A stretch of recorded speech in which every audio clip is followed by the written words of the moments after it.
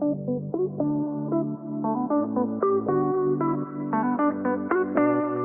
m'appelle Félix Dion, j'ai 23 ans et je suis réparateur d'appareils électroménagers.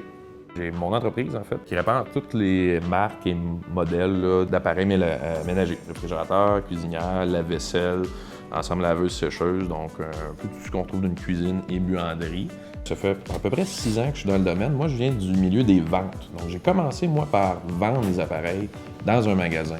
Et c'est là que j'ai pris connaissance du problème dans ma région, à Rouyn-Noranda, en Abitibi-Témiscamingue. Puis il y avait un énorme manque au niveau des réparateurs. Donc souvent, l'appareil était réparé dans le délai d'1 an, pièce et main-d'œuvre, mais par la suite, il n'y avait plus personne pour faire la maintenance ou les réparations de ces appareils-là.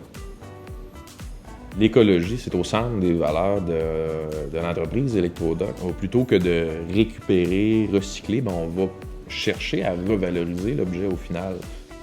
On va montrer aux clients, à la suite d'une réparation, comment bien entretenir son appareil, pourquoi que ça l'a brisé, pourquoi que ça l'a fait défaut. C'est pas nécessairement des pièces qui sont brisées.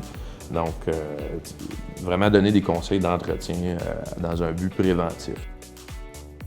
On veut savoir combien de tours minutes peut faire l'appareil, c'est quoi les fonctionnalités, mais très rarement, on va se questionner sur l'entretien de l'appareil.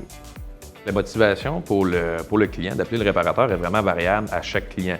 Il y a des clients qui, par exemple, sont peut-être pas en capacité financière de s'acheter un appareil neuf ou même de pouvoir s'endetter à pouvoir acheter un nouvel appareil, donc vont prioriser la réparation. Il y a des clients pour qui les valeurs écologiques vont vraiment prendre le dessus puis ils vont se dire, peu importe, j'appelle le réparateur et je fais réparer mon appareil. Et parfois, il y a des gens, tout simplement, qui aiment leurs appareils. Les appareils se transforment, donc le réparateur également aussi doit se transformer.